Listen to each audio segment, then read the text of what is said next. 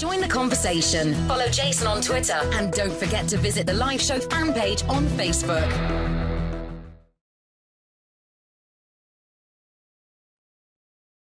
All right. Next question is from Ron. Was there any part of a libertarian philosophy that was hard for you to accept, and what got you past that obstacle? Yeah, biggest thing for me was interventionism, because I came from the military. I'm gonna tell you guys, when I was a younger man, all I wanted to do was go to war. I got it in my blood. Even to this day, I mean, that type of lifestyle is extremely appealing to me. If I wasn't married with kids, and I didn't have the progression that I had now, I would likely still be doing it, because that's just who I am. It's the way I'm built. I'm wired differently than other people. I have never had post-traumatic stress, PTSD, that type of stuff. I know a lot of guys who suffer from it, and it's just, I know how terrible it is, and I've seen its effects on people, and it's a terrible, terrible thing. I've just never experienced it myself. The closest I came was when I came back from Iraq the first time, and I was driving around town. Every time I would drive by a parked car, it would make me nervous, because parked cars was something that we avoided like the plague downrange, because they would load these cars full of explosives, and as you drove your vehicle by, they'd blow it up. So anytime we would literally, it was called counterflow. We would, if we were traveling southbound and there was a parked car on the side of the road, we would literally go across on the other side of the road and run against the traffic. And all the cars knew to pull off to the side of the road and stop when they saw us coming.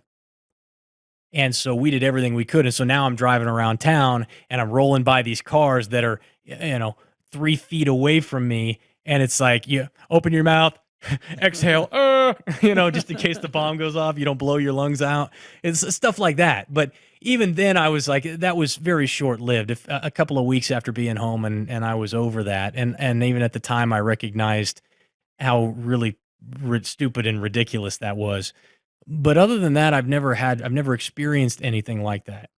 But the hardest thing for me to come to terms with was this idea that, because I grew up with this, hey, I love the flag, I love America, I want to spread this idea of liberty and democracy to the world. And once you get into it and you see the results of that, you realize this really isn't working. But I agreed with, one of the reasons I began looking at other alternatives after it was because the Republican Party really no longer felt like it really represented me and what I believed, that my beliefs were much more libertarian. The only thing that I really struggled with was this idea of foreign intervention, because it was my life. It was what I did, is what I knew how to do. And I believed that I was doing something noble, and I really had a desire. And this is why I get frustrated with people who bash on the military and call them a bunch of baby killers and all this other garbage, is because everybody I knew in the military really wanted to do the right thing. They wanted to be alive. They wanted to help people. They were trying to give the same sort of freedom and liberty that we have here in our country. We were trying to transplant that to the rest of the world, because that was the line that we'd been fed since I was a teenager. And when you finally come to terms with it, and you realize that what you've been told your whole life is really a lie, and that you're not helping, that you're making the problem worse, and that you're hurting people, you're not helping them, now you have to reevaluate your life. And you've got to question, okay, do I stay in the military now that I know that we're not doing the right thing? Do I take my skill and do I apply it somewhere where maybe they are doing good? Do I try and use, like, there's a group of former special operations guys who run something called Project Underground, where they go in and rescue young girls who have been sold into sex slavery, right?